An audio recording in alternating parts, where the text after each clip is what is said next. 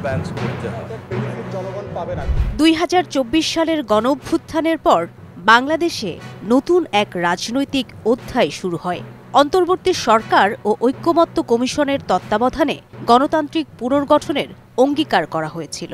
বিভিন্ন গুরুত্বপূর্ণ বিষয়ে দলগুলো নমনীয়তা দেখিয়েছে বলেই অনেক বিষয়ে ঐক্যমত্য প্রতিষ্ঠা করা গেছে। কিন্তু সময় গড়ানোর সঙ্গে সঙ্গে প্রশ্ন উঠছে, এই ঐক্য কি কেবল ক্ষমতার ভাগাভাগি পর্যন্তই টিকে থাকবে, নাকি এর ভেতরে জন্ম নিচ্ছে নতুন বিভাজন? ছাত্র উপদেষ্টাকে যদি কোনো নির্দিষ্ট দলের প্রতিনিধি বা সংশ্লিষ্ট হিসেবে দেখা হয়, অন্য অনেক উপদেষ্টাদেরও বিভিন্ন দলের সাথে সংশ্লিষ্টতা রয়েছে। নিরপেক্ষ সরকার, আপনি এটাকে লেভেল প্লেইং ফিল্ড করেন এবং নির্বাচনের আগে আপনি যেখানে যেখানে রদবদল করা দরকার আপনি রদবদল করেন। এই মুহূর্ত থেকে যেটা প্রয়োজন, যে অন্তর্বর্তীকালীন সরকারকে এখন কেয়ারটেকার গভর্নমেন্টের আদলে নিতে হবে।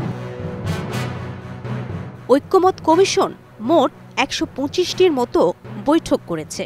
24-এর গণঅভ্যুত্থানের পক্ষে থাকা 32টি রাজনৈতিক দল সেই আলোচনায় অংশ নিয়েছে।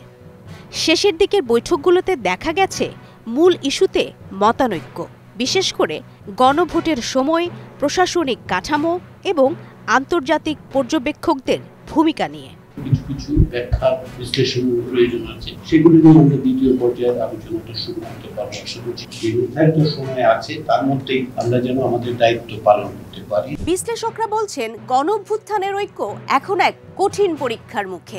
আমাদের নতুন সংবিধান লাগবে, আমাদের গণপরিষদ নির্বাচন লাগবে। শেখ হাসিনা যেটা করেছিল, গণভোটটাকে তুলে দিয়েছিল, এবং আমরা যেটা চাই একটা সুষ্ঠু নির্বাচন। এখন কেউ নির্বাচন ঢেকে রাখতে পারবে না। যেই দলই ক্ষমতায় যাক না কেন, তাকে তো জনগণের ম্যান্ডেট নিয়ে যেতে হচ্ছে। আর কিন্তু তখন এই জুলাই সনদ থেকে আর সরে আসার সেই সুযোগটা আশা করি থাকবে না।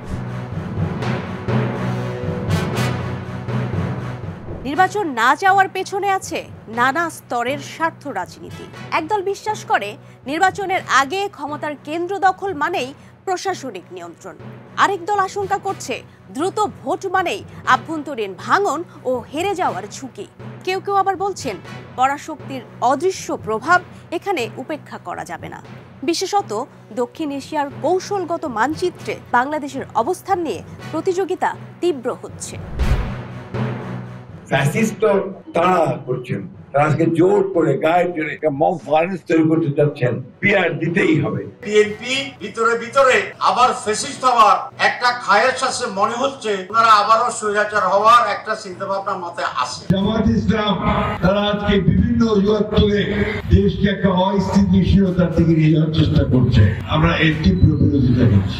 দীর্ঘদিনের মিত্র বিএনপি ও জামায়াতের মধ্যে দেখা যাচ্ছে দূরত্ব। নির্বাচন ঘিরে এই দূরত্ব কি রূপ নেবে সহিংস শত্রুতায়, নাকি এটি কেবল কৌশলগত অবস্থান পরিবর্তন? এদিকে গণঅভ্যুত্থানের মধ্য দিয়ে গড়ে ওঠা তরুণদের দল এনসিপি নিয়েও বিশ্লেষকদের মত, একসময় জাসদ বা বাসদ যেমন শক্তিশালী সূচনা করেও ক্ষমতার খেলায় নিজেদের হারিয়ে ফেলেছিল, এনসিপির মধ্যেও সেই আশঙ্কা বাস্তব।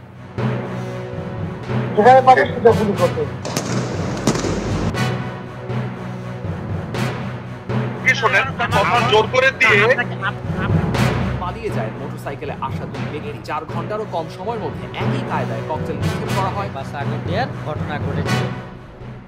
আওয়ামী লীগ এখনো মাঠে সক্রিয় নয়, তবে রাজনৈতিক সূত্রগুলো বলছে তাদের লক্ষ্য একটাই, গণ অভ্যুত্থানের ঐক্যকে দুর্বল করা। সামনে কি হতে পারে?